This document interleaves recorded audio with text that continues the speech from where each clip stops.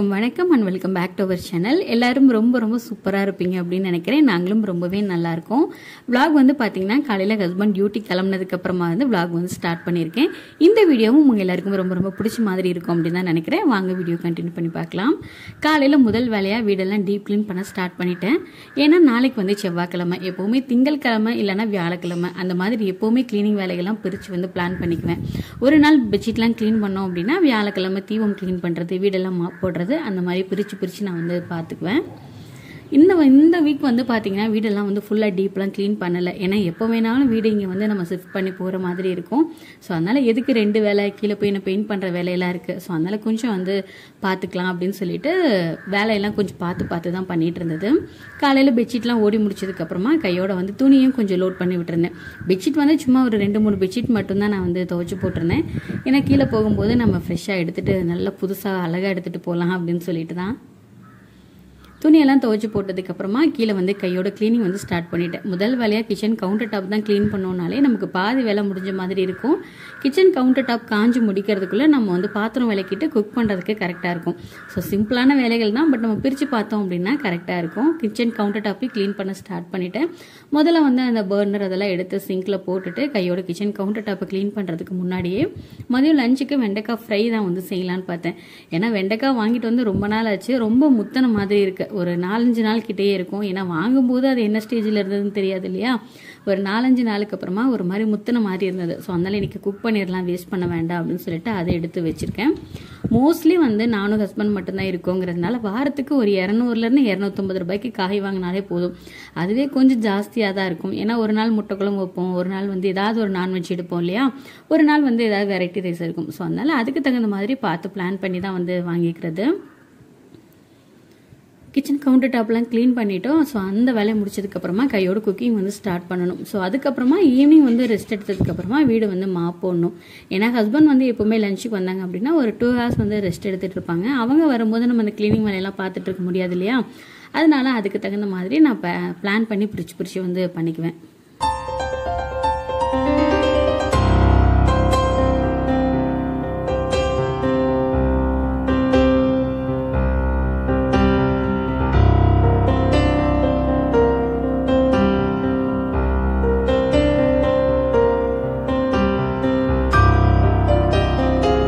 காலையில் ஆஃபீஸ் கிளம்பும் போது சொல்லிட்டு தான் போனாங்க, நீ வந்து ஏதாச்சும் தொட்டுக்கிறதுக்கு மட்டும் ரெடி பண்ணி வை, சாதம் வடிச்சு வச்சிரு, மாதுளம் பழம் வந்து ஃப்ரிட்ஜில் நிறைய இருக்கு, வேஸ்ட் பண்ண வேண்டாம், நீ எல்லாத்தையும் உரிச்சு மட்டும் வைப்பா, நான் வந்து தயிர் வாங்கிட்டு வந்து தயிர் சாதம் பண்ணிக்கலாம் அப்படிங்கிற மாதிரி சொல்லியிருந்தாங்க.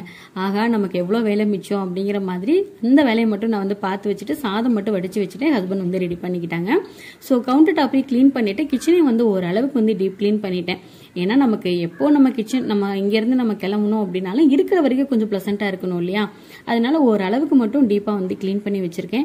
ஏன்னா வீடெல்லாம் இன்னும் டீப் க்ளீன் பண்ணவே இல்லை. ஸோ நம்ம பார்த்துக்கலாம். ஏன்னா கீழே போனதுக்கப்புறம் பெயிண்ட் அடிக்கிற வேலை இருக்கு, இன்னும் நிறைய கிளீனிங் வேலைகள்லாம் இருக்கும் இல்லையா. ஏன்னா இதுக்கு முன்னாடி வந்து அவங்க 10 வருஷமா இருக்காங்க. வீடு எப்படி இருக்கும் என்னங்கிறது நமக்கு தெரியாது. ஸோ இதே மாதிரி மெத்தடு தான். ஏன்னா மோஸ்ட்லி வந்து பார்த்தீங்கன்னா கவர்மெண்ட் குவார்ட்டர்ஸில் வீடுகள்லாம் ஒரே மாதிரி தான் இருக்கும் இல்லையா. ஆனால் வீடு வந்து நம்ம க்ளீன் பண்ணி பெயிண்ட் எல்லாம் நம்ம தான் அடிச்சுக்கணும்.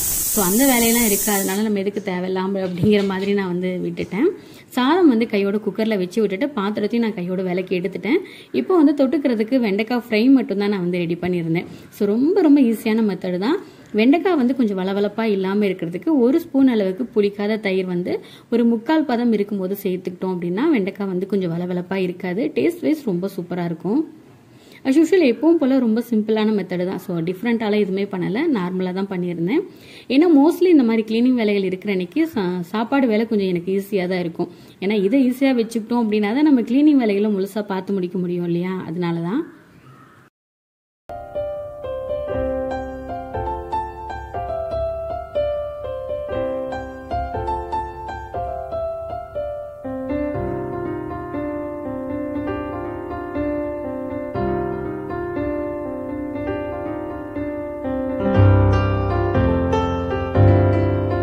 வெண்டைக்காய் ஃப்ரை வந்து ரெடி ஆகிட்டு இருந்தது. ஸோ அந்த கேப்பில் காய் வேகிறதுக்குள்ளே நம்ம பழம் எல்லாத்தையும் க்ளீன் பண்ணிடலாம் அப்படின்ட்டு பழத்தை கழுவி எடுத்துட்டு உரிக்கிறதுக்கு ஸ்டார்ட் பண்ணிட்டேன்.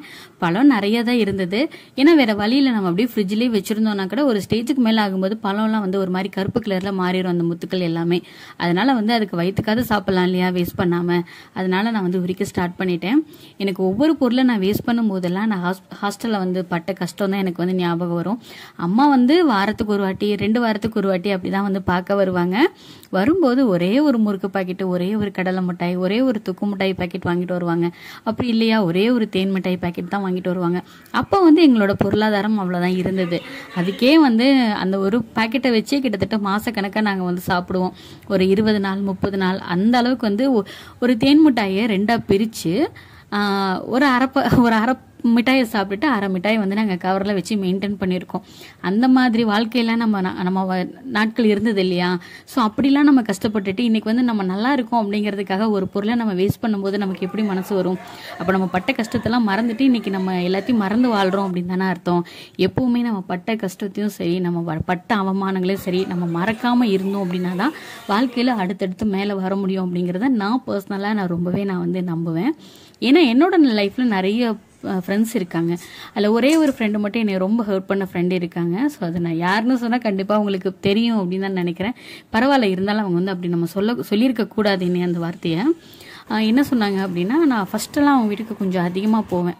கல்யாணம் புதுசுலன்னு வச்சுக்கோங்களேன். இங்கே வந்த புதுசில் எனக்கு மோஸ்ட்லி இங்கே வந்து எனக்கு யாருமே அவ்வளோக்கா பழக்கம் இல்லை, தெரியாது. ஸோ அதிகமாக அவங்க வீட்டுக்கு நான் போகும்போது அவங்க ஒரு நாள் என்கிட்ட என்ன சொல்லிட்டாங்க அப்படின்னா, கார்த்திகா நீ எப்போ பார்த்தாலும் எங்கள் வீட்டுக்கு நீங்கள் அடிக்கடி போடுற ட்ரெஸ்ஸாக போட்டு வரீங்க, புதுசெல்லாம் உங்ககிட்ட இல்லையா அப்படிங்கிற மாதிரி கேட்டாங்க. அன்னைக்கு வந்து நான் அவங்க வீட்டுக்கு போகிறது ஸ்டாப் பண்ண பர்சன் தான். கிட்டத்தட்ட 4 வருஷம் ஆக போகுது. நான் அவங்க வீட்டுக்கு இது வரைக்கும் நான் அடுத்து அவங்க வீட்டில் அடி எடுத்து நான் வைக்கல. ஏன்னா ஒரு பர்சன் வந்து நம்ம கிட்ட இருக்க பணத்தை பார்த்து, நம்ம கிட்ட இருக்க ட்ரெஸ்ஸஸ் பார்த்து, நம்ம கிட்ட இருக்க நகை நட்டு தான் பார்த்து பேசுறாங்க பழகுறாங்க அப்படின்னா அந்த இடத்துல நமக்கு வேல்யூ இல்லை அப்படின்னு தானே அர்த்தம். அப்போ வேல்யூ இல்லாத இடத்துக்கு நம்ம போய் எதுக்கு நம்மளோட வேல்யூயை வந்து ப்ரொவைட் பண்ணணும்? அதனால வந்துட்டு நான் அன்னையிலேருந்து நான் ஸ்டாப் பண்ணிட்டேன். அதுக்கப்புறம் அவங்க எத்தனையோ அதை வந்து அவங்க ரியலைஸ் பண்ணவே இல்லை. நம்ம சொன்ன வார்த்தை தப்பு அப்படிங்கிறத அவங்க ரியலைஸ் பண்ணவே இல்லை. அதுக்கப்புறம் அவங்க எத்தனையோ வாட்டி என்கிட்ட கால் பண்ணி, ஏன் கார்த்திகா நீங்கள் முன்ன மாதிரிலாம் இப்போ வரதே இல்லை, என்னாச்சு அப்படின்னு கேட்பாங்க. நானும் வந்து அதை நீங்கள் இது சொன்னதுனால தான் அப்படின்னு நான் வந்து காமிச்சிக்கிட்டது இல்லை. வரேன்ப்பா, பார்க்கலாம், வரேன், எனக்கு வேலை கரெக்டாக இருக்குது அப்படின்னு ஏதாவது ரீசன் சொல்லி நான் வந்து அவாய்ட் பண்ணிடுவேன். பட் இப்போ வந்து அவங்க கேட்குறாங்க, என்ன கார்த்திகா பரவாயில்லையே மாறிட்டீங்க, இது என்ன பழக்க வழக்கம் ஃப்ரெண்ட்ஷிப் அப்படின்னு எனக்கு புரியல. ஒரு ஃப்ரெண்ட்ஷிப் வந்து உங்ககிட்ட இருக்க பணத்தையும் வசதியும் பார்த்து தான் வருது அப்படின்னா அது ஃப்ரெண்ட்ஷிப் அதுக்கு பேர். ஸோ இப்படிப்பட்ட பர்சன் வந்து இருக்க தான் செய்கிறாங்க அப்படிங்கிறத நான் உண்மையாகவே கல்யாணத்துக்கு அப்புறம் தான் நான் வந்து தெரிஞ்சுக்கிட்டேன். கல்யாணத்துக்கு முன்னாடிலாம் வந்து பார்த்தீங்கன்னா என்னோட ஃப்ரெண்ட் ஸ்டைல் வேறு மாதிரி இருந்தது. இப்போ கல்யாணத்துக்கு அப்புறம் ஃப்ரெண்ட்ஸ் எல்லாம் வந்து வேறு மாதிரி தான் இருக்காங்க என்னோட லைஃப் பொறுத்த வரைக்கும். ஸோ இவங்களாம் வந்து எனக்கு கற்றுக் கொடுத்துட்டு இருக்காங்க. ஸோ பணம் தான் வந்து மதிப்பு, மரியாதை, நகை தான் வந்து எல்லாமே, நீ இதெல்லாம் வச்சிருந்தா தான் நான் உன்னை மதிப்பேன் அப்படிங்கிற மாதிரி ஃப்ரெண்ட்ஸ் எல்லாம் வந்து நம்மளை மெருகேற்றிட்டு இருக்காங்க. இப்படிப்பட்டவங்களாம் நம்ம லைஃப்ல இருக்காங்க அப்படின்னு நினச்சிட்டு நம்ம வந்து கண்டிப்பாக கலையெல்லாம் போயிடக்கூடாது. ஏன்னா இவங்களாம் இல்லைன்னா நம்மளால முன்னுக்கு வரவே முடியாது. யார் நம்மளை மோட்டிவேட் பண்ணுவா, யார் நம்மளை முன்னுக்கு வர்றதுக்கு நம்மளை உத்வேகப்படுத்துவா சொல்லுங்க பார்ப்போம். இப்படிலாம் நம்ம அசிங்கப்படுத்தும் போது தான் இப்படியெல்லாம் இருக்காங்க போல, நம்ம தான் இப்படி இருக்கோம் அப்படின்னு நினச்சிட்டு முன்னுக்கு வர்றதுக்கு ரொம்ப ஹெல்ப்ஃபுல்லாக இருக்கும். ஸோ நான் சொன்ன விஷயம் கரெக்டாக இருந்தது அப்படின்னா ஓகே, இல்லைன்னா வந்து மன்னிச்சுக்கோங்க.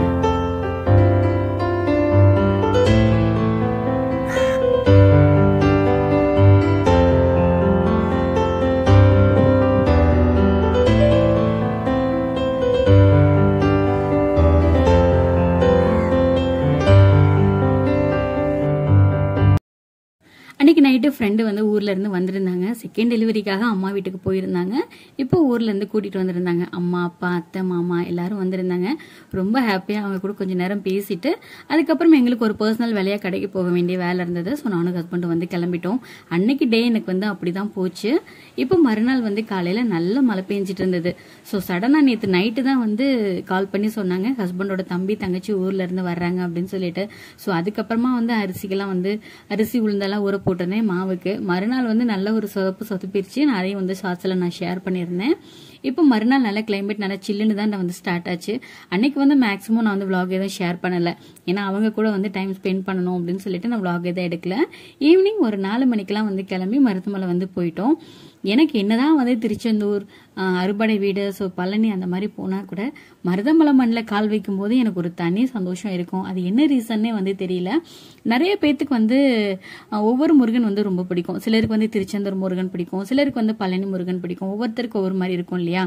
பட் எனக்கு வந்து மருதமலை முருகன் மேலே ஒரு தனி காதல் எப்பவுமே உண்டு. நான் நினைப்பேன், நம்ம எங்கேயோ ஒரு வில்லேஜில் இருந்தோம், எப்படி நம்ம கோயம்புத்தூருக்கு வந்தோம் அப்படின்னு நினைக்கும் போதெல்லாம் எனக்குள்ள இருந்து யாரோ சொல்ற மாதிரியே இருக்கும். நான் வந்து நீ மருதமலைக்கு வரணும் தான் நான் உன்னை கோயம்புத்தூருக்கு வர வச்சேன் அப்படின்னு எனக்குள்ள இருந்து யாரோ எனக்கு சொல்ற மாதிரி தான் இருக்கும். அதை முருகனே எனக்கு உணர்த்துறாரு அப்படிங்கறத தான் நான் எப்பவுமே நம்புவேன். ஸோ என்னைக்கு நான் மருதமலை முருகனை நான் வந்து கைப்பிடிச்சினோ அதுக்கப்புறம் என்னோட வாழ்க்கையில எல்லாமே அவர் எடுக்கிற முடிவு தான், எல்லாமே நல்லதா தான் நடக்குது. ஸோ முருகனை நம்பி நான் கீழே வந்துட்டேன் அப்படின்னு சொன்னவங்க எனக்கு தெரிஞ்சு யாருமே கிடையாது. ஸோ டே வந்து எனக்கு ரொம்ப ஹாப்பியாக அப்படி தான் போச்சு. மருதமலை முருகனை பார்த்துட்டு அதுக்கப்புறமா நைட்டு வந்து வீட்டுக்கு வரும்போதே மணி ஒரு 10 மணிக்கிட்டே இருக்கும். ஸோ வந்ததுக்கப்புறம் டின்னர் முடிச்சுட்டு தூங்கிட்டோம். இப்போ மறுநாள் வந்து பார்த்தீங்கன்னா அப்படி நாங்கள் வந்து சிறுவாணி வந்து கிளம்பிட்டோம். முதல் நாள் வந்து ஹஸ்பண்டுக்கு வந்து லாஸ்ட் மினிட்ல எல்லாம் பிளான் பண்ணதுனால ஹஸ்பண்டுக்கு வந்து லீவ் கிடைக்கல, பெர்மிஷன் கிடைக்கல. ஸோ மறுநாள் வந்து பெர்மிஷன் மட்டும் போட்டிருந்தாங்க. ஸோ அப்படி சிறுவாணி ஃபால்ஸ் போகலாம் அப்படின்ட்டு காலையில் ஒரு 9 மணிக்கு பிரேக்ஃபாஸ்ட் மட்டும் முடிச்சுட்டு ஃபால்ஸ் வந்து கிளம்பிட்டோம்.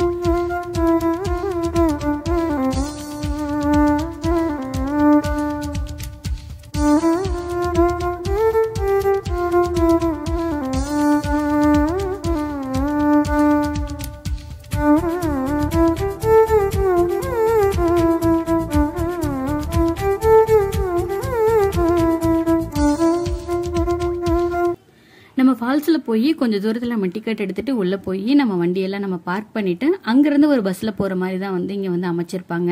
நம்ம உள்ள வரைக்கும் ஃபால்ஸ் வரைக்கும் கார்லெல்லாம் போக முடியாது. இங்கே வந்திருக்கிறவங்களுக்கு தெரியும் அப்படின்னு நான் நினைக்கிறேன். உள்ள வரைக்கும் நம்ம போய் காரை வந்து பார்க் பண்ணிட்டு நம்ம அங்கேருந்து இந்த மாதிரி ஒரு சின்ன மினி பஸ் மாதிரி விட்டுருப்பாங்க. டிக்கெட் எடுத்துட்டு நம்ம உள்ளேருந்து போகணும்.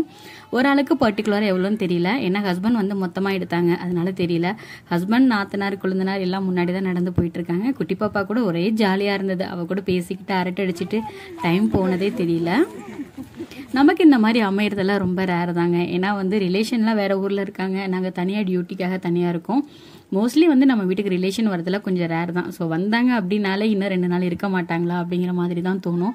ஏன்னா எப்பவுமே 2 பேர் தானே இருக்கும். யாராவது வரும்போது வீடே நல்லா கலகலன்னு இருக்கும் இல்லையா? ஸோ இன்னொரு 2 நாள் இருந்துட்டு போக மாட்டாங்களா, இன்னொரு 2 நாள் ஜாலியா இருக்காதா அப்படிங்கிற மாதிரி தான் வந்து எனக்கு எப்பவுமே பர்சனலா தோணும்.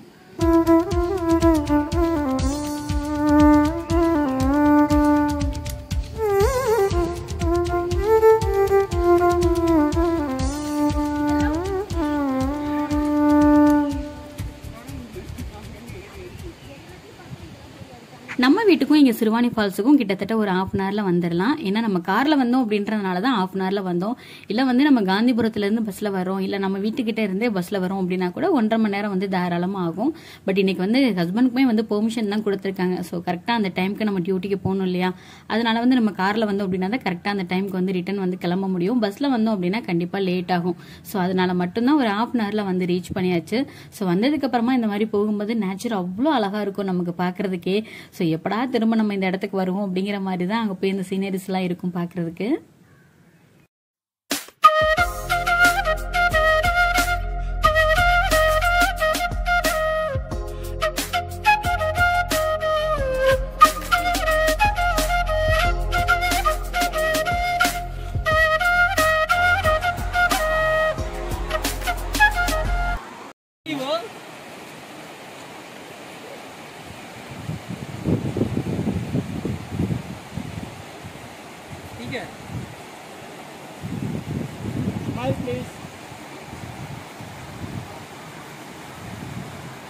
நீங்க வந்துட்டு போன அடையாளமே இல்லாம இருக்குது. ஏதோ ஒரு போட்டோ இருக்குது.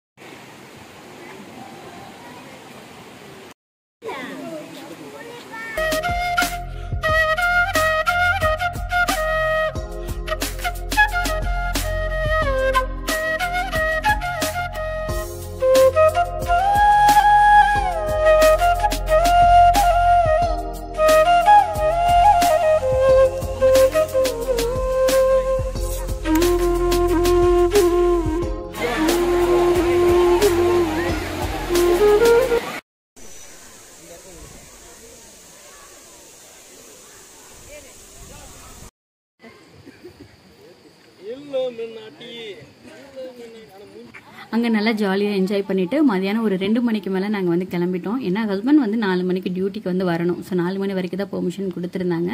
அதனால 4 மணிக்கு டியூட்டிக்கு வரணுங்கிறதுக்காக ஒரு 2 மணிக்கெலாம் கிளம்பிட்டோம். ஏன்னா வரும்போது லஞ்ச் சாப்பிட்டு வரதுக்கு கரெக்டாக இருக்கும் இல்லையா டைமு, அதுக்காக தான்.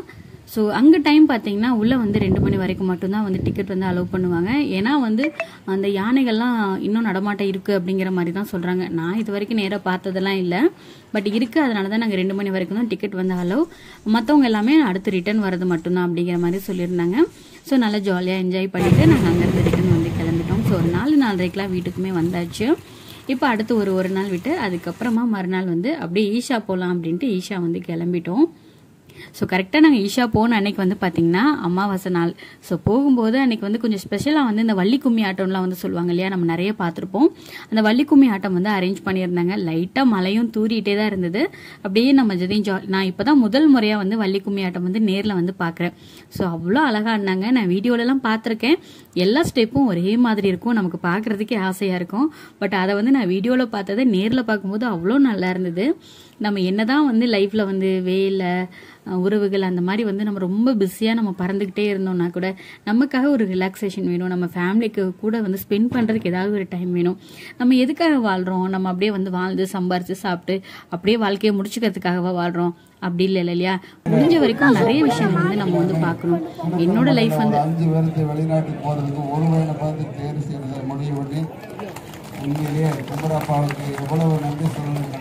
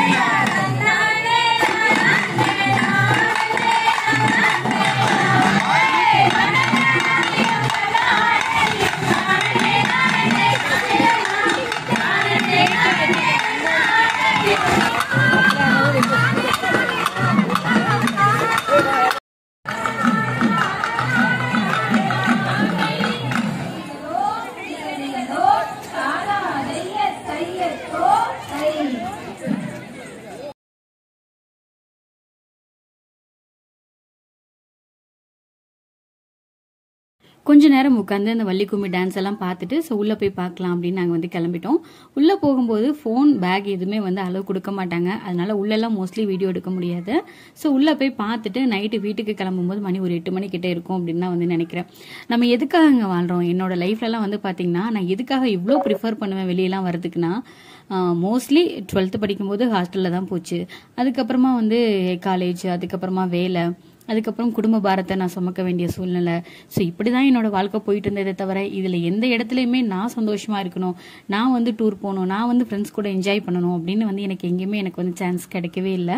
ஸோ அந்த இழந்த சான்ஸ் எல்லாமே நம்ம கல்யாணத்துக்கு அப்புறமா நம்ம கொஞ்சம் அனுபவிக்கணும் அப்படிங்கிறதுக்காக மட்டும்தான். இதில் வந்து எங்கள் அம்மா அப்பாவையும் குறை சொல்கிறதுக்கு வேலையே இல்லை. ஏன்னா அம்மா அப்பாவோட பொருளாதார நிலைமை அந்த மாதிரி இருந்தது. அவங்க நல்லா இருந்தால் தானே நம்ம சம்பாதிக்கலாம், நம்ம பிள்ளை சந்தோஷமாக இருக்கட்டும் அப்படின்னு நினைக்க முடியும். அம்மா அப்பாவோட வருமானமே குறைவாக இருக்கும்போது அந்த இடத்துல நம்மளும் ஏதாவது சப்போர்ட் பண்ணோம் அப்படின்னா தானே ஓரளவுக்கு நம்மளால வந்து மேனேஜ் பண்ண முடியும். அந்த ஒரு ரீசன்னால மட்டும்தான். ஸோ அதனால எந்த அளவுக்கு நான் வந்து வாழ்க்கையை நான் இழந்தனோ இதுக்கு மேலேயாவது நம்ம அந்த அளவுக்கு அனுபவிச்சிடணும் அப்படிங்கிறது தான் என்னுடைய ஆசை. அதுவும் இல்லாமல் நம்ம எதுக்காக வாழ்கிறோம், நம்ம சந்தோஷமாக இருக்கணுன்றதுக்காக தானே. ஏதோ வாழ்கிறோம், சாப்பிட்டோம், அப்படியே போயிட்டோம் அப்படிங்கிறதுல என்ன இருக்குது, என்ன இதில் சந்தோஷம் இருக்குது, எவ்வளோ விஷயங்கள் இருக்குது நம்ம பார்க்குறதுக்கு தெரியுமா. ஆனால் நம்ம வந்து ஒரே இடத்துல உட்காந்துட்டு இதுதான் வாழ்க்கை, இதுதான் சந்தோஷம் அப்படின்னு நம்மளே நாமே வந்து ஆறுதல் பண்ணிட்டு நினச்சிக்கிறோம். இல்லைனா வந்து நம்மளால அதெல்லாம் முடியாது, அதெல்லாம் நம்மளால ஆகாது, நம்மளால அவ்வளோ தூரம்லாம் போக முடியாது அப்படின்னு நினச்சிக்கிறாங்க. ஆனால் ஒரு விஷயம், தனியாக விண்வெளிக்கு பயணம் பண்ண ஒரு பெண்ணுமே நம்ம நாட்டில் தான் இருக்காங்க, நம்ம பூமியில தான் அவங்க பிறந்திருக்காங்க. அப்படியெல்லாம் இருக்கும்போது நம்ம மட்டும் ஏன் இவ்வளோ தூரத்தில் இங்கே போக முடியாது, அங்கே போக முடியாது, அது முடியல இது முடியலன்னு யோசிக்கணும். என்னை பொறுத்த வரைக்கும் நான் அப்படிதான் வந்து மோட்டிவேட் பண்ணிக்குவேன். கொஞ்ச நேரம் போய் அதெல்லாம் நல்லா பார்த்துட்டு நைட்டு ஒரு 8 மணி போல் ரிட்டர்ன் வந்து வீட்டுக்கு வந்து கிளம்பிட்டோம். மறுநாள் நல்ல மழை சோன்னு பெஞ்சிட்டு இருந்ததுங்க. ஸோ இந்த வீக்கே எனக்கு வந்து நல்லா பிஸியாக தான் போச்சு அப்படின்னு சொல்லணும். ஸோ அப்புறம் ரிலேஷன்லாம் வந்து ஊருக்கு கிளம்பிட்டாங்க. எல்லாம் கிளம்புனதுக்கு அப்புறமா வீடே ரொம்ப வெறிச்சுன்னு ஏதோ வெறுமையாக இருக்கிற மாதிரி ஒரு வாரத்துக்கு அப்படி தான் இருக்கும்.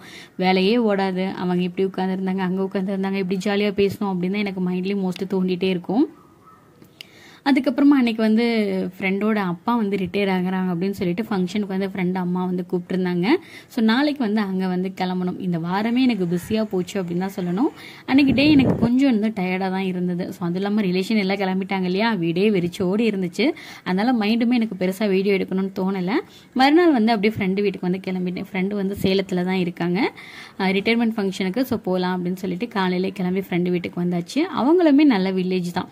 ஸோ அவ்வளோ அழகாக இருக்குது நேச்சர் பார்க்குறதுக்கு. ஏன்னா மோஸ்ட்லி நான் வந்து கொஞ்சம் சிட்டிக்குள்ளே தானே இருக்கோம், இந்த மாதிரிலாம் பார்க்குறதுக்கு நமக்கு இப்போ சான்ஸ் இல்லையா. ஏன்னா அம்மா வீட்டிலலாம் இருக்கும்போது நம்ம வீட்டை சுற்றி ஃபுல்லாமே வயல் தான் அதிகமாக இருக்கும்.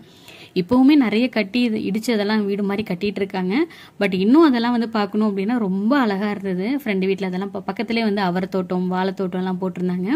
அதெல்லாம் கொஞ்சம் நேரம் அப்படி ஜாலியாக என்ஜாய் பண்ணிவிட்டு நாங்களுமே வந்து நல்ல லஞ்செல்லாம் முடிச்சுட்டு வீட்டுக்கு கிளம்பலாம் அப்படின்னு சொல்லிட்டு அங்கேருந்து வந்து கிளம்பிட்டேன்.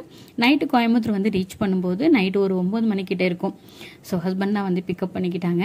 ஸோ இந்த வீக் ஃபுல்லுமே எனக்கு ரொம்ப பிஸியாக போச்சு அப்படின்னு தான் சொல்லணும். ரொம்ப ஜாலியாகவும் போச்சு, ரொம்ப எமோஷ்னலாகவும் போச்சு. ஒரு சில விஷயங்கள் நான் அவங்க கூட ஷேர் பண்ணது உங்களை ஏதாவது காயப்படுத்திருந்தது அப்படின்னா கண்டிப்பாக என்னை மன்னிச்சுக்கோங்க. நான் இருக்கிற ப்ராக்டிக்கலாக என்ன நடக்குதோ அதை மட்டும்தான் நான் அவங்க கூட நான் ஷேர் பண்ணியிருக்கேன். கண்டிப்பாக வாழ்க்கையில் ஜெயிக்க முடியாததுன்னு ஒன்றுமே கிடையாது. நம்ம மனசு வச்சோன்னா கண்டிப்பாக மார்க்கம் உண்டு. இந்த வீடியோ உங்களுக்கு பிடிச்சிருந்ததுன்னா வீடியோக்கு ஒரே ஒரு லைக் மட்டும் கொடுங்க. நம்ம சேனல் பிடிச்சிருந்தா மறக்காமல் நம்ம சேனலுக்கு சப்போர்ட் பண்ணுங்கள். இதே மாதிரி இன்ட்ரெஸ்டிங்கான ஒரு வீடியோவில் பேசலாம். தேங்க்ஸ் ஃபார் வாட்சிங். By Karthika Ramkumar. Thank you. Bye.